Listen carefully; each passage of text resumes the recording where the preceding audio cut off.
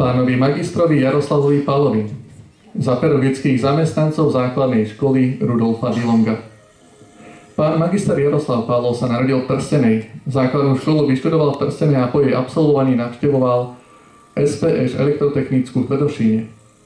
Po maturite sa rozhodol zasvetiť svoj život vzdelávaniu a výchove najmenších detí a preto sa prihlásil na Vysokú školu pedagogickú v Nitre, ktorú v roku 1996 úspešne absolvoval ako učiteľ 1 až 4 ročníka základnej školy.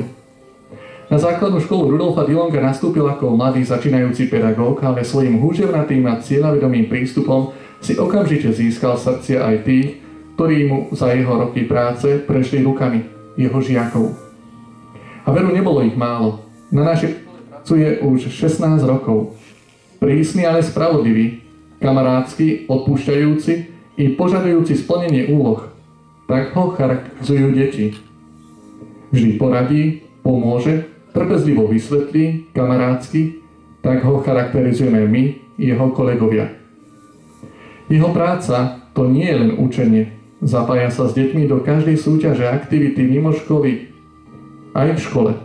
Aj svoj voľný čas obetuje pre deti našej školy, dlhoročne vedie krúžok mažoretky a florbal, pre svoje deti poriada pravidelné besiedky. Ak to možno zhrnúť, tak je zodpovedný, spoľahlivý pedagóg. Učiteľ s veľkým U a pritom ho charakterizuje kresťanská skromnosť.